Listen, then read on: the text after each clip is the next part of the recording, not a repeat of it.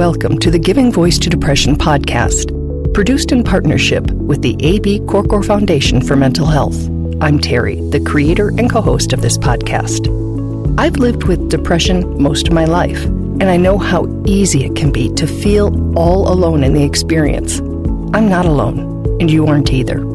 And I'm Dr. Anita Sands, a licensed clinical psychologist with a number of my own diagnoses, all of which bring a certain amount of anxiety and depression along with them. There is great power in shared experiences. We share our own as we engage in intimate and candid conversations with our weekly guests, exploring different perspectives on and experiences with depression. We keep it real because depression is real. We keep it hopeful because there truly is hope, in spite of what depression tells you.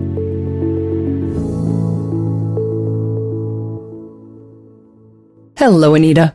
Hi, Terry. The way that we feel when we're really in a depression is the way that depression convinces us that we'll always feel. It is difficult, if not impossible, to foresee experiencing pleasure, finding worth in ourselves and our days, or genuinely connecting with life ever again. This is the story of one of the very, very many people who has. A few years back, we were stopped in our tracks during the holidays when we read a message from a person who had stopped in the middle of a moment of pure joy and recovery to write a message of pure gratitude on Twitter. With a traumatic upbringing, none of the life paths that she'd envisioned for herself included a holiday movie moment of literally dancing around her kitchen, living a safe, supportive, and worthwhile life. That's what prompted her to post a note to her suicidal teenage self that the fight to live turned out to be worth it. It was obviously a post to offer hope to others stuck in depression's darkness too, and we wanted more of it. Her insights and perspectives are the types that can only come from someone who has lived them. We found Charlotte Underwood in London and asked her to share other lessons that she wishes her younger self had known and believed. Here now is Charlotte giving her voice to depression.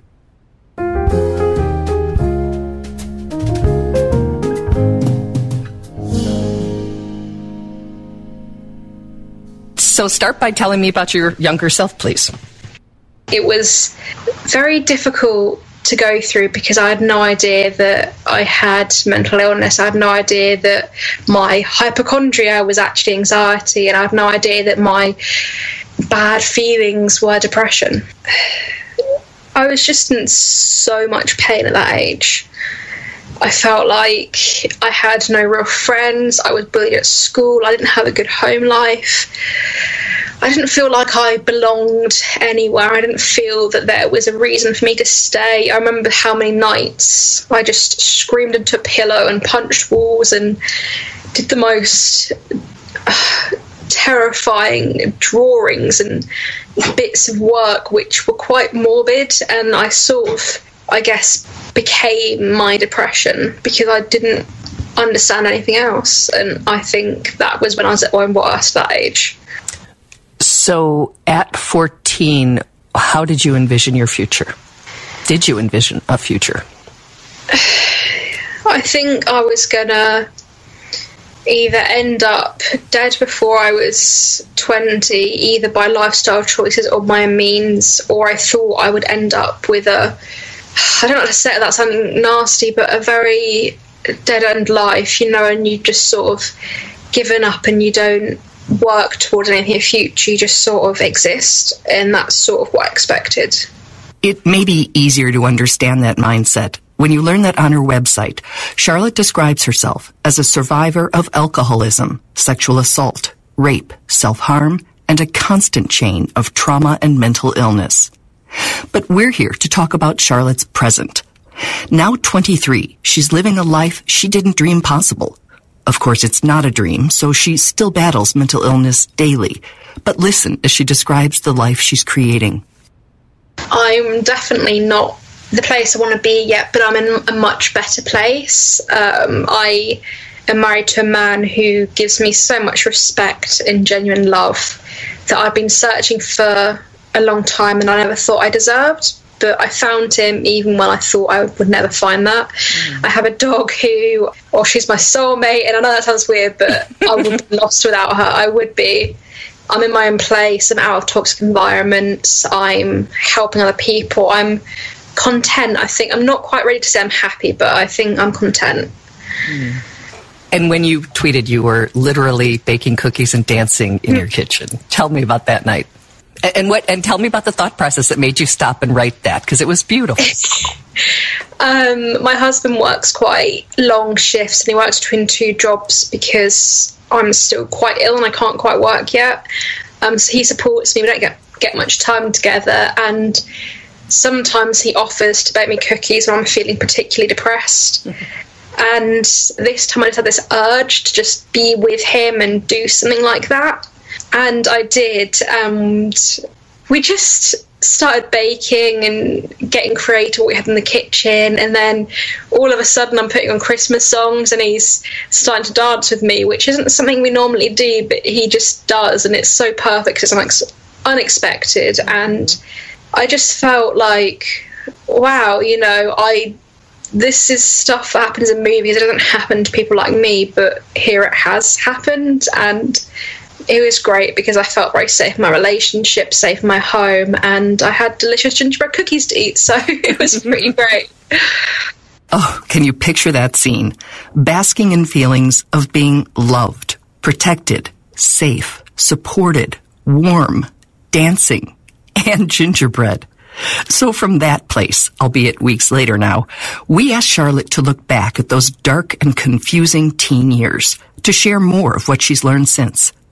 We asked what she wishes her younger self had known about a number of things, starting with depression itself. I think firstly it'd be nice to know that it's a lot more common, and that it's definitely not me alone, and it's not me being this failure or horrible person I thought. It'd be nice to have known that my emotions were just a response from what I'd been through, and that it wasn't my body just hurting me, it was trying to protect me in its own messed up way.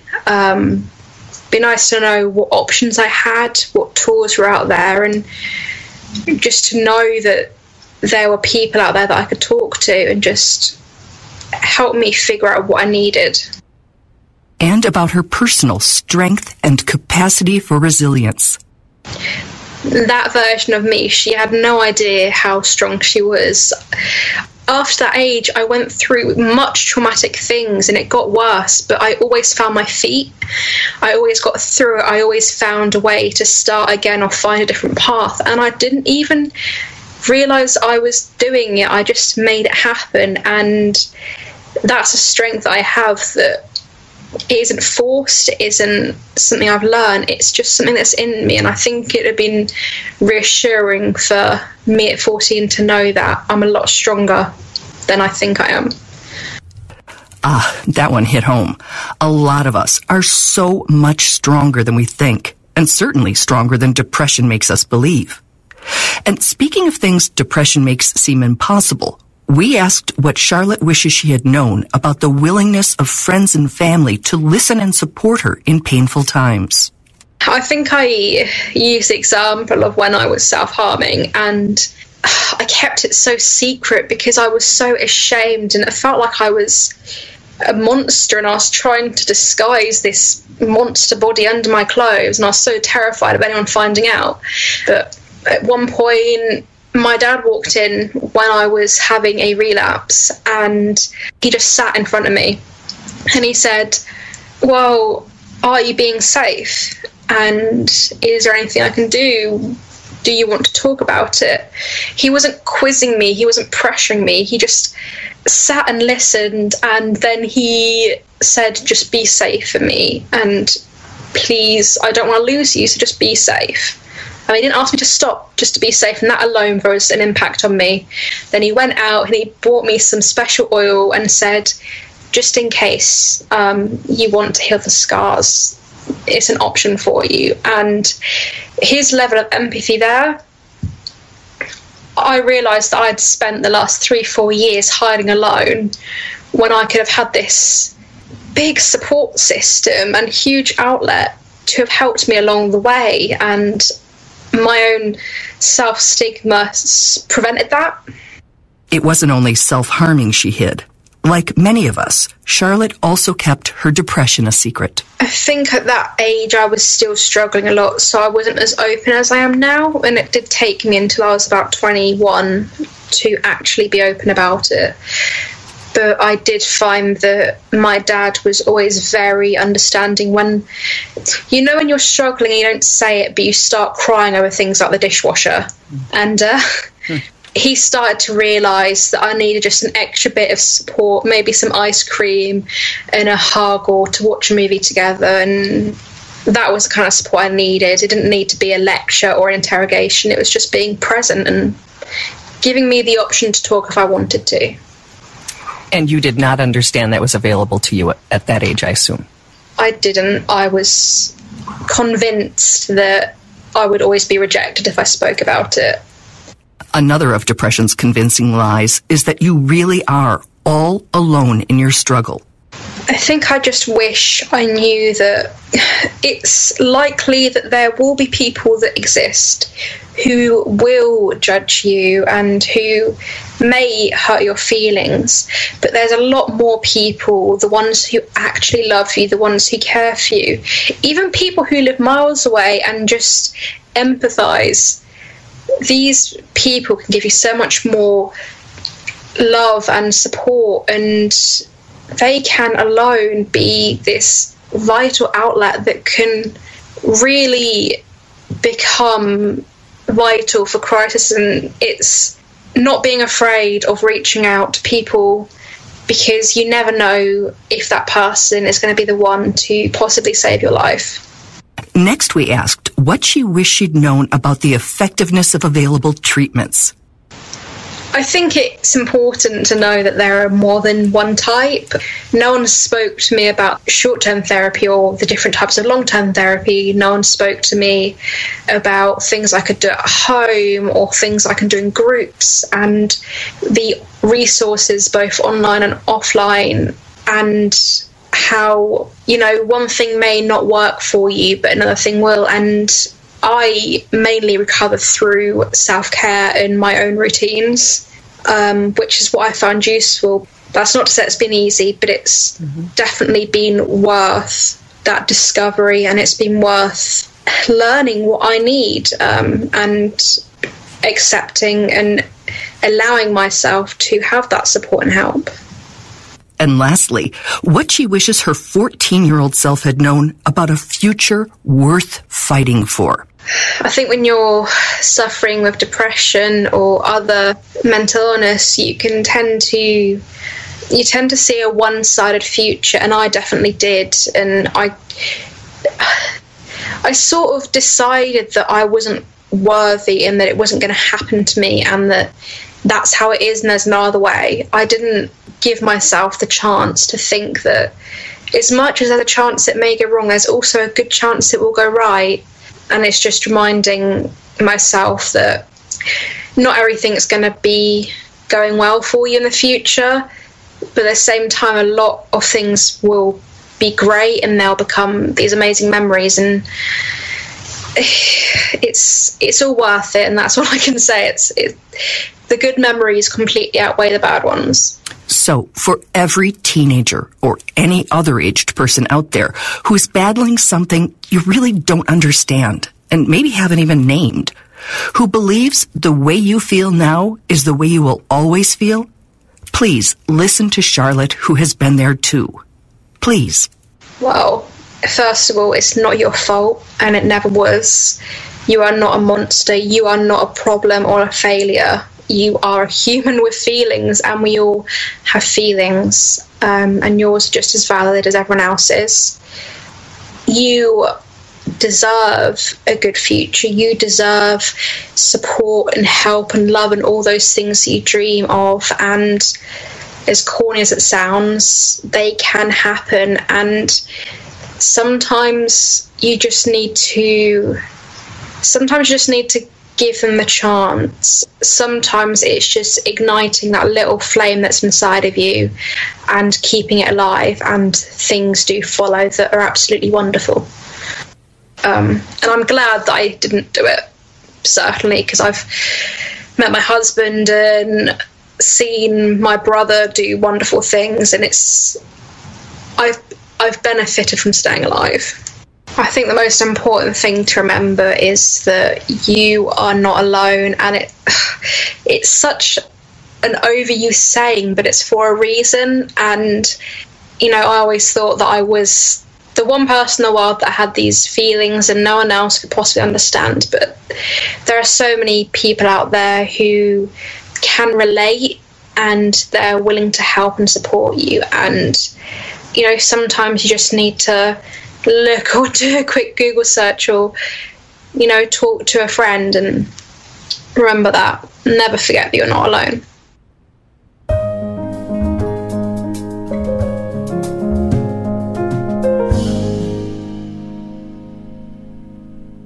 Anita, this is one of those interviews that I've never forgotten. Every time Christmas and the holidays come around, I think about Charlotte, and I think about stopping in the middle of literally dancing around her kitchen to offer hope and a message that, as bad as it is, and it was really bad for her, that it can get better, and that things can change. And it actually chokes me up a little bit, and it's been years since I talked to her, but I do want to read one thing she said. I have always found my feet. I have always gotten through. I have always found a way to start again or find a different path. And I didn't even realize I was doing it. I just made it happen. And that's a strength I have that isn't forced. It isn't something I've learned. It's just something in me. I think it would have been reassuring for me at 14 to know that I'm a lot stronger than I think I am. And that is just if there's a message from this episode, that's the one I hope people take away, because all of us who live with this demon, we're showing up, we're getting up, and there are days that looks very different than other days, but we're doing it. And there is strength in that, and we need to take a moment every now and then and just acknowledge the resilience that's required to live with this. Absolutely. Absolutely. I love that. I love this idea of even in the darkest times that you remember that you've got that spark in you, and, you might have to give it some time to reignite, but know that it's always there, that there is a little bit of light that's always there in the darkness. Yeah, the image of blowing on an ember. I heat with wood in my little cabin here, and every morning I start a fire, and there's just some little piece that's glowing, and I sit there with my bellows and, just fan it and fan it and fan it, and it grows into a fire. And I think that maybe it's the same with hope. Yes. There's just a little, oh Lord, sometimes it's hard to find. But if there's just, it doesn't even have to be hope. It can just be curiosity. I've learned that from guests that we've interviewed. And it's just kind of curious, how is this going to turn? Is it going to get better? Is there going to be a different med? Is there going to be a different path? Is there going to be a different reaction to the meds and the path? And that curiosity alone can be the ember. It doesn't have to be, capital H hope. No, we don't have to have the answers. Yeah. Right. We don't have to have the answers in the moment, but just sort of staying committed to, like you said, being curious and being open and being willing to try, the next thing. You don't have to see the whole path laid out just to take the next step. And that's a great thing to remember when it's hard to muster up the energy to do even that. I'm going to read one. I found another quote online. Emily McDowell, it's a very similar message to what we were just discussing, wrote, "A toast to the old you. If you feel inspired to use the new year to help you reset or change your habits, great. And yet the old you has survived every terrible day, every hard thing, every awful circumstance, and every heartbreak you've ever felt. The old you is a fighter, and that's worth celebrating." Awesome. I love it. And we'll be here with you through the holidays, and we'll see you again next year. I'm not going to put the word happy with holidays, just not going to do it. I know. I know. I get it. And I'm not a huge fan myself. We need to come up with a different saying, Terry. Right? Maybe get through them. Yeah, exactly. No, but some people like them, but it doesn't mean we're able to be happy during them. Right. Well, I just don't like this whole idea of having to be happy all the time, no matter what. We aim for contentment and just being okay with whatever is. So if you can just be okay with whatever happens, during the holidays, that's it. That's good. It's good enough. So contented holidays, does that work? I don't know what works. Maybe we ask, let's crowdsource this and, if anybody has an idea for a better thing to say than happy holidays or season's greetings for people who are going through the holidays as best they can, living with depression, go to givingvoicetodepression.com and click the contact us button or the record button and let us know. It'd be great if we came up with something that actually felt genuine, that felt appropriate. Because it's a tricky one. Yes. Can't wait to hear the ideas.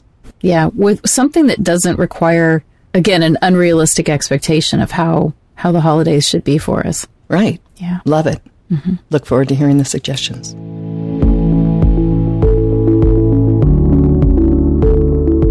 We truly hope that our podcast brings a little more understanding, helps you better articulate and reflect on your own experience with depression, or better understand how to support someone else who is struggling. If this episode has been of comfort or value to you, know that there are hundreds of others like it in our archive, which you can easily find at our website, givingvoicetodepression.com. And remember, if you're struggling, speak up, even if it's hard. If someone else is struggling, take the time to listen